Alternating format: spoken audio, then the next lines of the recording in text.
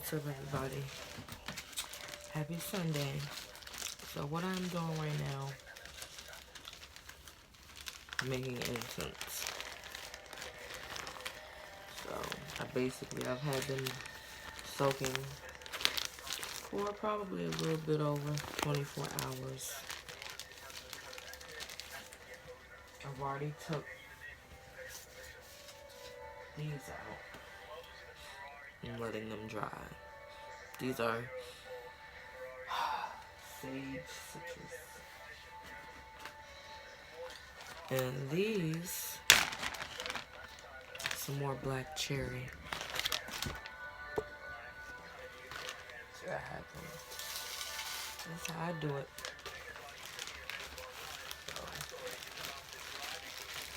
So I will take them out the bag.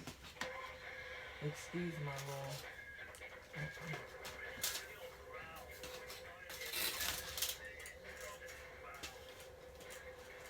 I just sit them on a napkin for maybe 10 minutes.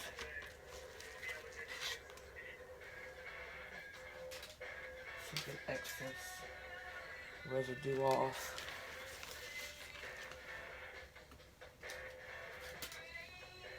I don't know what's on my TV, so anyways, but and I always keep the bag that I use them in, so I could just keep reusing it for the whatever scents that I use. Like this is black cherry, so I'm gonna always use this for black cherry. It takes about a day or so for them to dry. You want to sit them in a dark, cool space away from anything.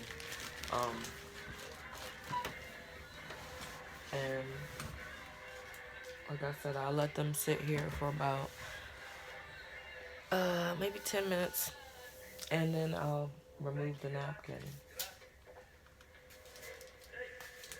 and then I'll lay them back in the foil and wrap them up, and I slide them somewhere and let them sit for about a day or two. And that's how you do it. When I make my incense, what I do is I use whatever oils. Like I do make some oils, and you have to use this diproglycine. I can't ever say it, so we just call it DPG. You want to put about between, depending on how strong you want your incense scent, you put about and if you're using multiple, say I'm using 2 different types of oil, I'll use 10 drops for one, 10 drops of the other oil, and then I add a little bit of this. You just want to lightly make sure you lay it all on the incense so they're all covered, and not too much. This helps it, instead of the incense just like straight wood burning, this solution helps the incense burn naturally the way they're supposed to, or it's not burning and stinks just like wood. Yeah, and that's it. Don't forget to like and subscribe to my page.